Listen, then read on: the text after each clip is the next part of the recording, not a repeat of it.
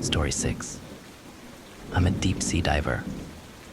In case you missed it, scientists recently released audio footage of a cavern collapse along the ocean floor. They're lying. All names have been changed to keep me out of hot water, legally speaking. For 6 days, I shared a cramped metal pod with 3 other divers, 594 feet below sea level.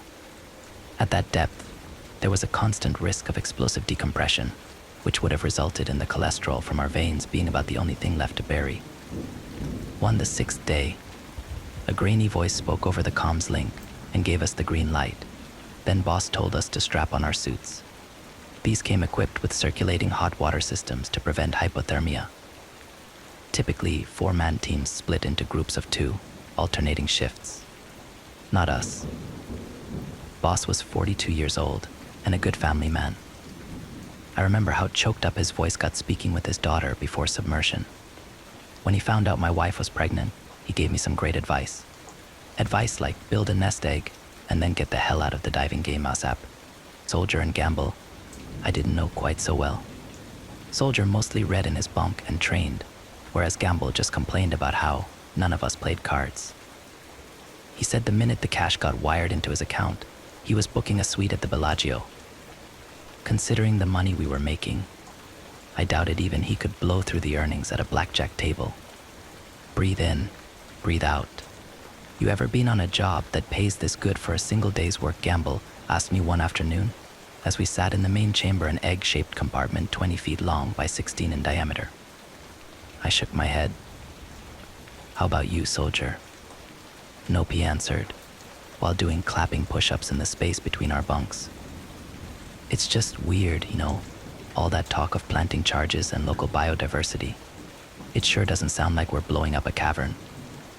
Boss sat up in bed and made a cut-it-out gesture, his eyes flicking toward this little black cube in the ceiling. A camera. My hand literally cramped up from the mountain of ND as our employers made us sign, which is another way to say the suits took discretion very, very seriously. Once the command came in, we each used the bathroom pro tip. If you want to work in this industry, learn to shit on command, and then piled into the diving bell through a hatch in the ceiling. Like always, I concentrated on my mental exercises. Breathe in, breathe out. They were about the only thing that kept me from obsessing over how, if anything went wrong with the detachments, the chamber would crumble like a tin can. Gauges, switches, and monitors lined the curved walls of the bell. They lit up as we slowly rotated into position and then flushed outside into the cold water. Boss's voice came over the radio in my face mask. Take it nice and slow. I know we're all itching to get home, but don't be complacent. Let's do this once and do it right. Space out the charges, double check everything's armed. If anything goes wrong, listen to my instructions. You can't imagine what it's like down there, in the bowels of the planet. You're free falling into an open void while Lord knows what swims around you.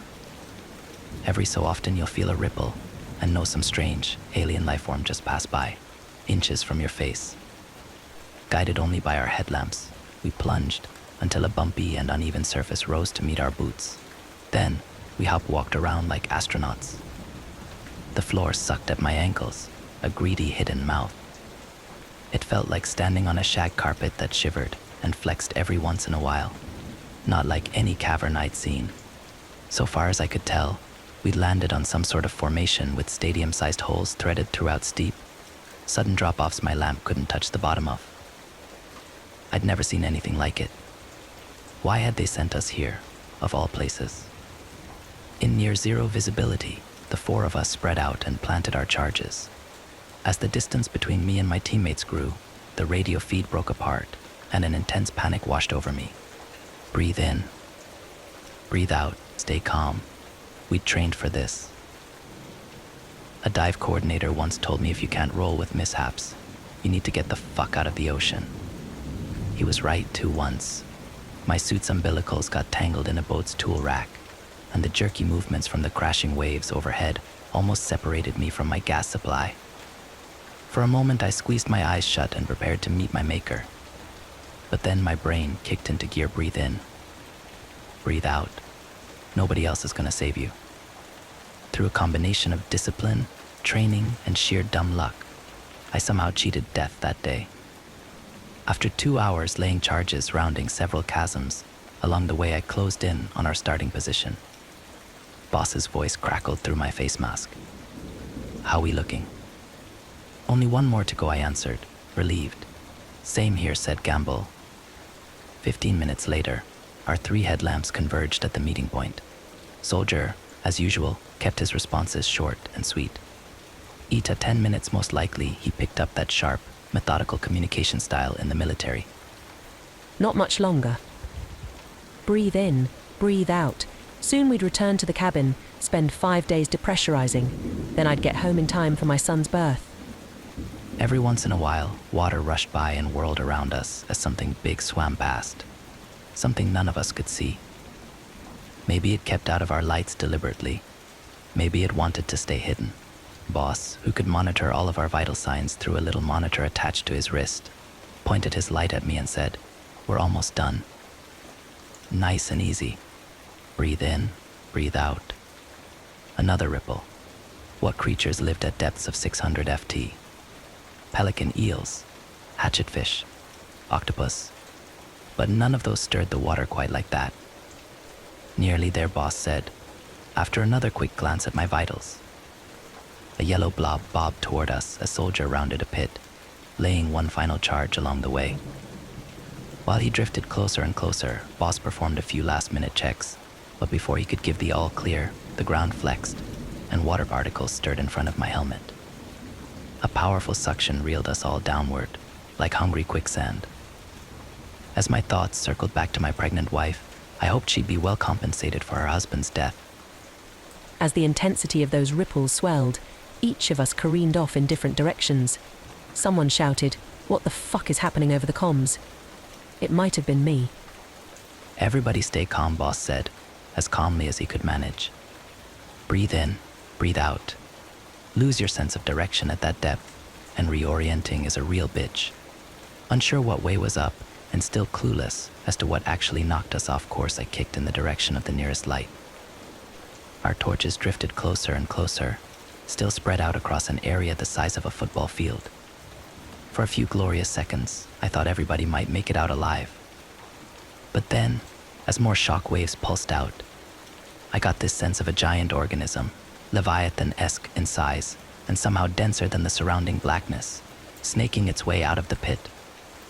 One of the lights vanished. In an instant, somebody was gone. Swallowed. Taken.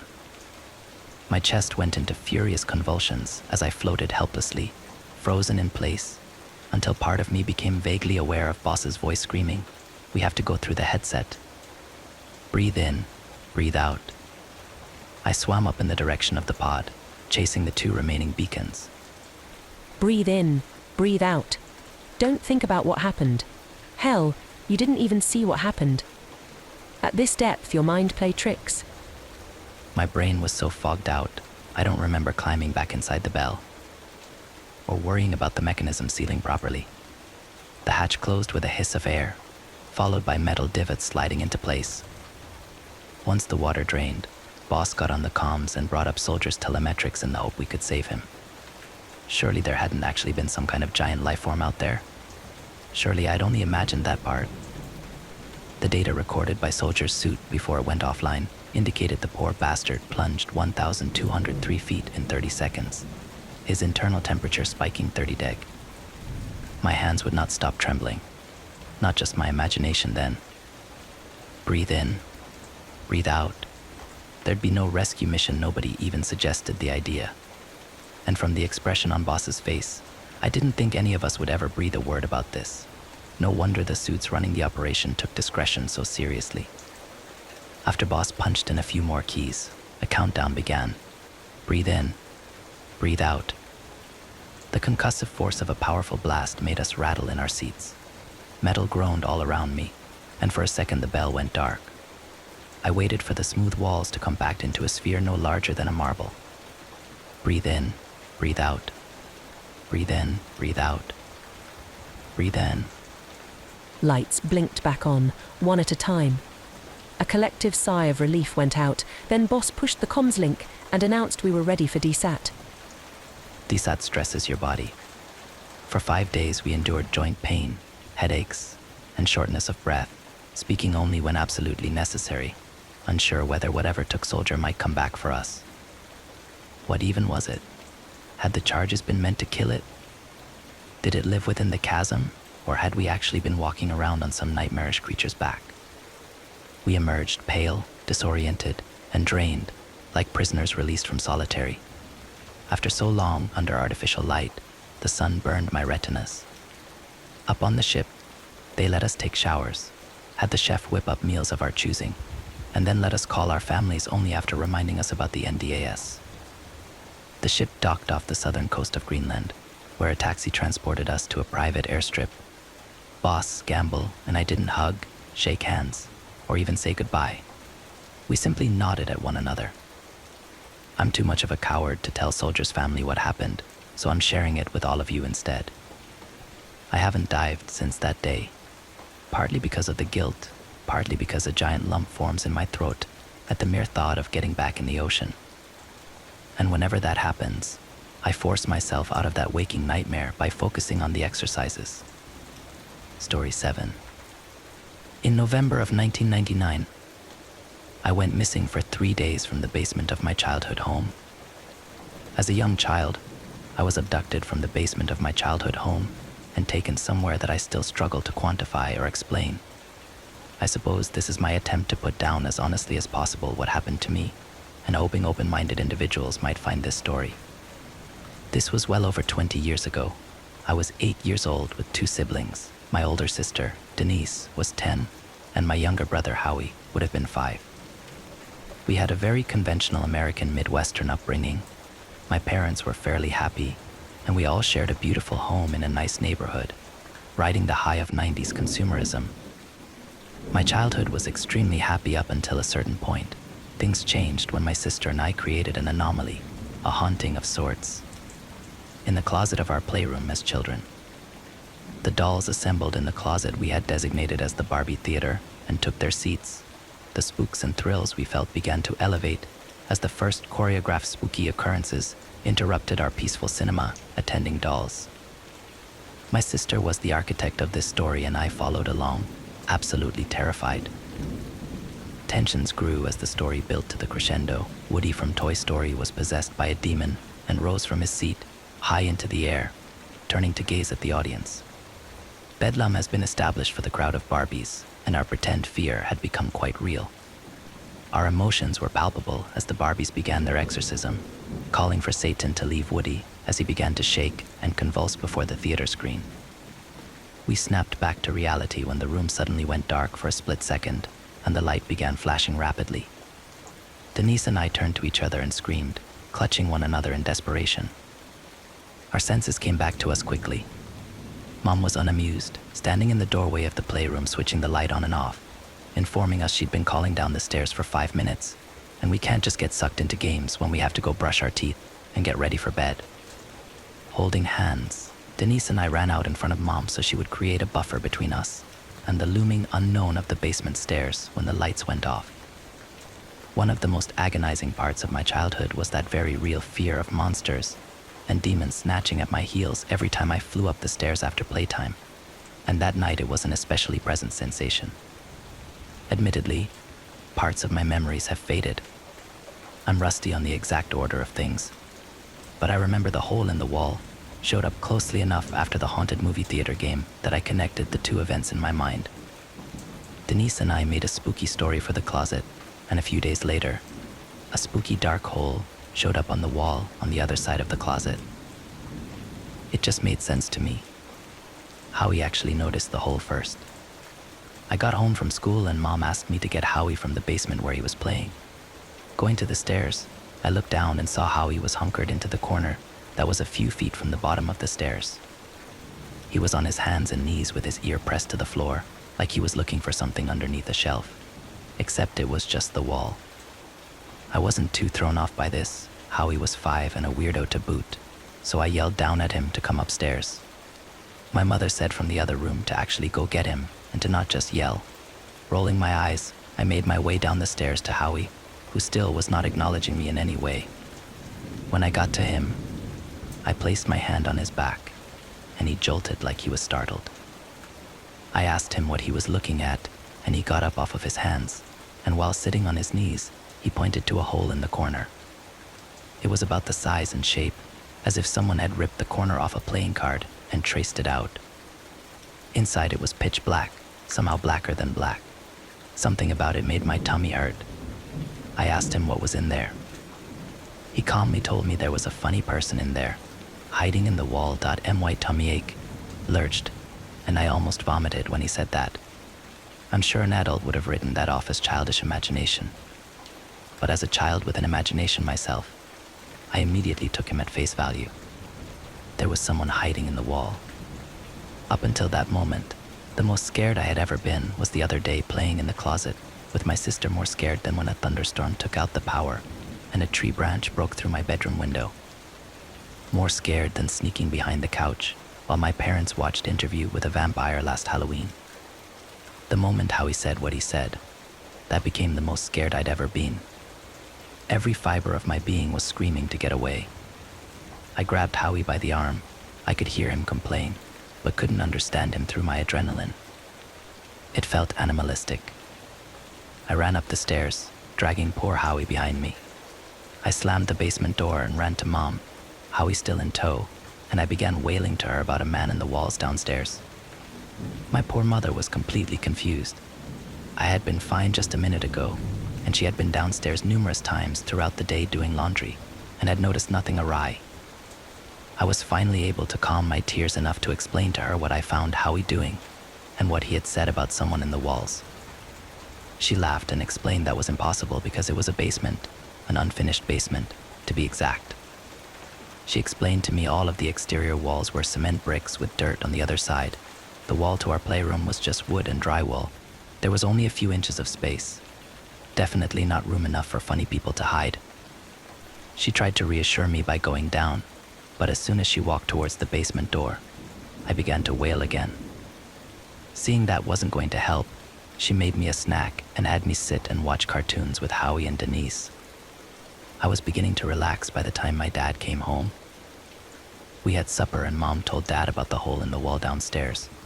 Dad was a contractor, so he felt quite confident doing the repair.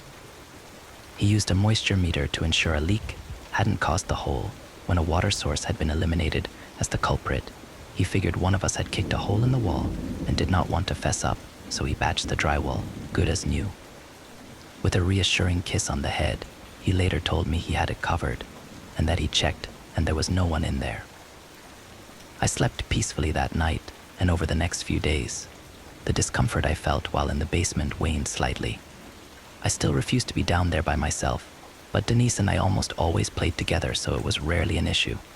Until Denise had to go to the bathroom one day. I wanted to go up with her, but we were in the middle of creating an easy bake oven confection, and she wanted me to stay to watch and make sure it didn't burn. I felt great apprehension and told her we could unplug the oven and then plug it back in when we got back. Denise called me the B word, baby. My pride was devastated and my fate was sealed. I committed to my easy bake vigil and Denise was up the stairs, leaving a very heavy silence in the playroom. I tried to keep my mind occupied, reading the directions on the box for the cake mix and then fussing around with a random Barbie. A feeling like I was being watched appeared suddenly in my consciousness. I dutifully tried to ignore it as I felt my heart beat faster and my discomfort rapidly grew. I threw myself harder into my Barbie fussing, dragging that useless plastic brush over her tangled locks, wondering what was taking Denise so long.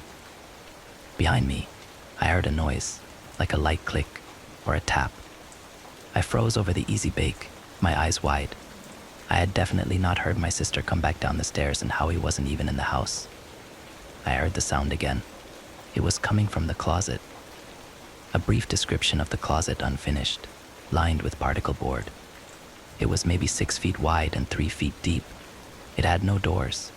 We had play clothes and some winter clothes hung up for storage. Underneath that were some boxes stacked up, and the other half of the closet was a jumbled pile of toys and stuffed animals. It had only been maybe a week since we cleared it out for the doll theater, but it was packed full again. I was absolutely petrified, and I wanted to run away. but the closet and the door were in the same wall, so I would have to run closer to the closet to leave, which freaked me out. The sound continued from behind me, and as if I was under the Pied Piper's spell, I felt my head turn, leading my eyes to see what was producing the noise. When the closet came into my view, it took me a moment to see through the visual noise of the clutter and find the source of the tapping. My mind processed what I was seeing, and I began to scream uncontrollably. Feet and legs were underneath me before I even was aware I was moving, fleeing, flying up the stairs. Screaming. I couldn't stop screaming. When I had turned around and looked behind me in the playroom, sticking out from under the hanging clothes and jackets was a black and skeletal hand, almost like a mummy, pinching a Barbie high heel between its fingers and walking the shoe across the boxes. Howie was right. There was someone in the walls. Dad and Denise went down to investigate for me, and they were unable to find anyone.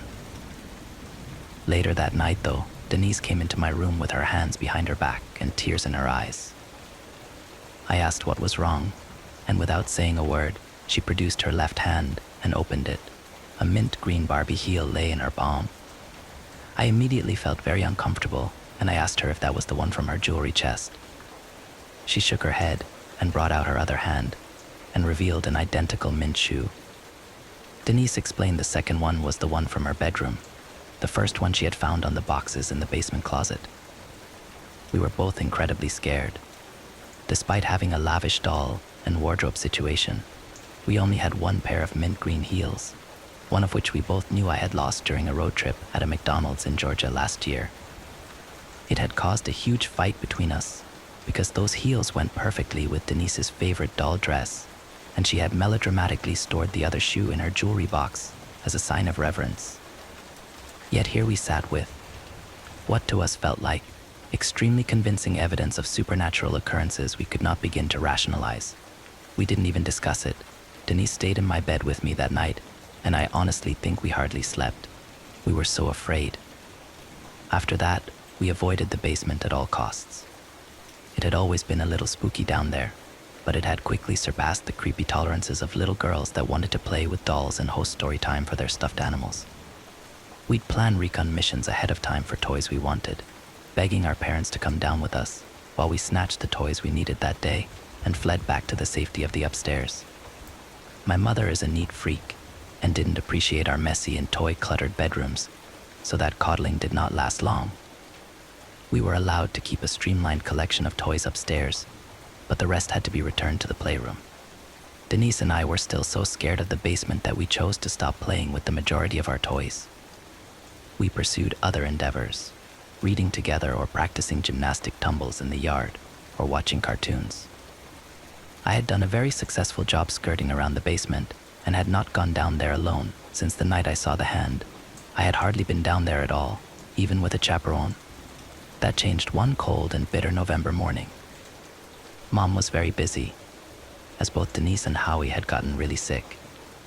She had been running around all night taking care of them, and that morning she had Howie in a cool bath trying to get his fever down. She was on the phone with the doctor in the bathroom. I could hear the gratitude and relief in her voice when they could get Howie in soon to see the doctor. Calling me into the bathroom, she explained that she knew I was scared of the closet downstairs, but she had to watch Howie and needed me to go into the basement and get their coats out of the closet. My initial reaction was to balk and protest, perhaps too vehemently. Mom called me the B word, brave. My fate was decided. Stealing myself at the top of the stairs, I tried to cling to the bravery instilled inside me by my mother, but with each step down, I felt it evaporate. Halfway down the stairs, I noticed the hole was back in the corner. Fighting every instinct in my body, I made myself go down the stairs. It was daylight out, but overcast, so the entire basement had a gloomy light about it from the small windows around the ceiling. I didn't like the way it made the shadows look inky and mysterious. I pressed my back to the handrail as hard as I could when I got to the end of the stairs, giving myself as much space as possible from the hole while sidestepping to the playroom door. Taking a deep breath, I walked into the room, resolute. I knew what I had to do. I knew exactly where their coats were. I needed only to reach out and snatch them off their hangers and then run like hell. Except when I got myself in front of the closet, I couldn't see anyone's coats. I froze, unsure what to do. I knew they were in there, nestled behind the play clothes and snow pants were our winter coats, but I absolutely did not want to put my hands in there to find them. My plan had depended on visibility and accessibility. Weighing my options, I decided the worst outcome was disappointing Mom. I gingerly reached out and tugged on the hem of an old bridesmaid dress, guiding it out of the way. Feeling slightly more emboldened after not seeing the hand appear, I very cautiously grabbed the leg of my snow pants and saw with relief the sleeve of my mother's coat underneath. Reaching out to her coat, I felt time slow as I saw the hand suddenly burst out through the clothes, snatching my wrist with surprising strength and firmness. Despite the papery and dusty appearance of the hand, it was quite solid. Barely enough time to whimper. I was yanked into the clothes. I felt my legs scrape over the boxes, and I was suddenly in a place in between, not between the closet and the wall, but I think a place between dimensions. Discomfort was my physical baseline there. I don't believe my form was intended to be in that plane. Every inch of my body had what felt like a cold, gelatinous layer over it. Breathing felt like static. Despite my physical discomfort, my fear quickly dissipated. My emotions were muted, placidity dominated. I could only feel the faintest flutter of curiosity about where I had found myself. Any worry or anxiety felt like it was floating 10 feet below me underwater. Keeping any train of thought became challenging. Slowly, my eyes adjusted to the darkness of this place, and pinpricks of light appeared throughout the never-ending darkness, like stars in the sky. The closest light to me looked like a hole in the wall. With dreamy bemusement, I realized it was the hole in our basement wall. The light was enough to illuminate the figure that had dragged me here, and that's exactly all it was, just a figure. Humanoid, completely black, featureless, not even eyes. It looked more like a silhouette than a solid being in this realm, compared to its charcoal appearance outside. I then became aware I wasn't beholden to gravity, and I let myself drift away. The figure drifted with me, although I didn't mind them as much here. They didn't seem as scary now. Dreamily, I headed towards the nearest light above me and looked through the hole, gazing suddenly into a scene somewhere in Asia. It looked like a sweatshop, rows of women, hunched over whirring sewing machines. A man roamed around and screamed at them. Instantaneously, as soon as my eyes laid sight on this scene, I could feel every person's emotions in that room more vividly than I have even felt my own. The strength, the fear, the misery, the resolution, the defeat, the hope. Everything washed over me at once, and it felt amazing. Pure, unadulterated human emotion, even the bad, was intoxicating when experienced this way. After a while, I let myself float onward to the next light. This hole opened into a hospital room somewhere in the world. The people looked white, but I couldn't understand what they were saying. I didn't need to know the language as the scene was universal. A very pregnant woman was in the process of giving birth, the father by her side and the doctor and nurses surrounding her at the bottom. I watched and felt everything in the room as that new life was brought into their world. The exhaustion and pain from the mother, wrapped in an unbridled joy. The acute stress and self-assuredness of the staff as they rushed to monitor the baby and Mom. The relief from the father that his family was safe. The sheer love of the parents as they looked down on their newborn. The confusion and pain of the infant that couldn't understand his shockingly cold and bright surroundings. Onward, I moved from that vignette towards a new light. This one was much dimmer. It was a fairly dark bedroom, but you could tell it was daylight outside from the light around the window. A woman was laying in bed. I could hear her crying. More impactful, I could feel her sadness, and this was an old sadness. Despair and pain hung like incense in the room. That one I didn't understand at the time, and I floated on, my silent companion following close by. So on and so forth, I journeyed through this space in between, witnessing and feeling an unbelievable range of the human experience. I saw the mundane and the glorious. I saw crimes and acts of violence that would bring the most grizzled homicide detective to their knees, yet none of it seemed to disturb me. It all washed over me like dreams. The power and clarity of the emotions while viewing was juxtaposed sharply to the dullness of my current reality. Yet it never felt voyeuristic, it simply was. I'm not sure how long I drifted through. Occasionally other figures like my companion would pass by. That was the only time they held my wrist to stop my travels, waiting until the stranger passed, although the others also felt benign to me.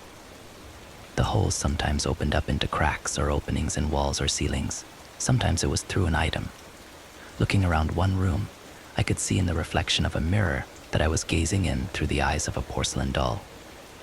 After a while, I became aware of a distinct melancholy I felt while gliding in the void space when I wasn't distracted by other people's lives. I raised my hands to my face and saw in the dim light my fingers were beginning to turn black, like my companion, whom I was starting to think of as a friend. We shared a sort of understanding despite never saying a word to each other. There was an intuitive logic to how this place worked, similar to the way you simply understand what is true in a dream. What I understood is that I was becoming one of the shadow forms. If I stayed much longer, I would lose my own humanity as I sustained myself emotionally on the sweet nectar of others' feelings, and my physical form metamorphized into a shadow.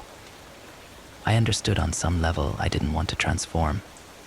Through the fog, I remembered my family and I felt a yearning of my own for the first time in this place. My companions simply nodded their head and gently took my hand and guided me towards a particular hole in the darkness. I gazed in and I recognized this space. It was the bottom of our basement stairs. It felt like an eternity since I had seen it. As if on command, I saw how he walked down into view, crouching down as I'd seen him do so long ago. Pressing his face to the hole, I could hear him call my name, saying he missed me and was sorry the man in the wall got me. Feeling his unadulterated sadness wash over me, I tried to call out to him, but I couldn't speak in the void. Looking to my companion, we nodded sagely to one another, and I reached a trembling hand towards my brother. I broke through as easily as I had been dragged in. I could briefly feel Howie's elation at seeing my hand as he helped drag me through. Despite that the opening was no larger than a mouse hole, I easily fit through and found myself sprawled out on top of Howie. He was screaming and laughing so loud.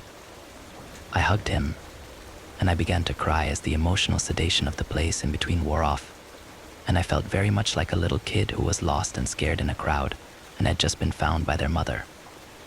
We bounded up the stairs, through the kitchen, flying past police officers and extended family, into the main room and straight into my parents' arms. That hug with my mom and dad and Denise and Howie was the greatest thing I have ever experienced.